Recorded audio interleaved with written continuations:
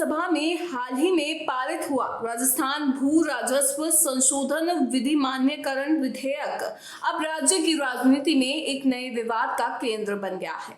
एक और सरकार इसे प्रदेश के तेज औद्योगिक विकास की दिशा में बड़ा कदम बता रही है, वहीं दूसरी ओर विपक्ष और कुछ निर्दलीय विधायक इसे किसानों की जमीन से जुड़ा संवेदनशील मुद्दा मानकर चिंता जता रहे हैं। सदन में इस बिल को लेकर लंबी चर्चा हुई। सरकार की ओर से संसदीय कार्य मंत्री जोगाराम पटेल ने विधेयक का समर्थन किया और कहा कि इस कानून से प्रदेश में निवेश के रास्ते और सुगम होंगे। पटेल ने बताया कि इस विधेयक का मुख्य मकसद रीको यानी Rajasthan state industrial development and investment corporation के अधीन आने वाले भूखंडों का प्रबंधन आसान बनाना है।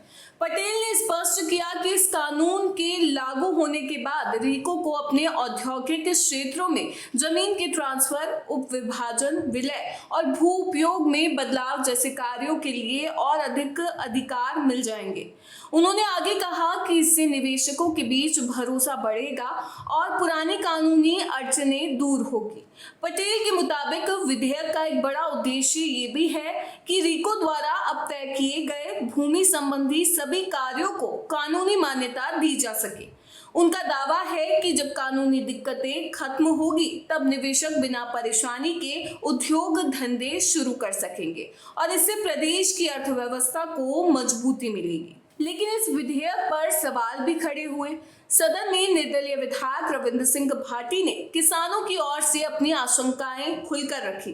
उन्होंने कहा कि उन्हें डर है कि कहीं इस कानून के बाद किसानों की जमीनों का गैर वाजिब अधिग्रहण न होने लगे।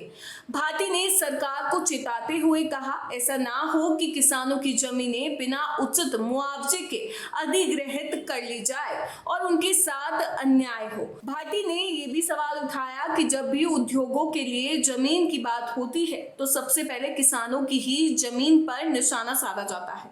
उन्होंने सरकार से अपील की कि औद्योगिक विकास की राह में किसानों को कुर्बानी ना देनी पड़े और उनकी जमीन का उचित हक उन्हें जरूर मिले। भाटी की इन आशंकाओं पर सदन में बहस और तेज हो गई। इस बीच ऊर्जा राज्य मंत्री हीरालाल नागर ने सरकार का पक्ष रखते हुए दावा किया कि ये विधेयक किसानों की परेशानी नहीं बढ़ाएगा बल्कि उनकी सहूलियत सुनिश्चित करेगा। नागर ने कहा कि राजस्थान सरकार ने हाल ही में राइजिंग राजस्थान जैसे आयोजनों के जरिए 32 लाख करोड़ रुपए से ज्यादा का निवेश आकर्षित किया है।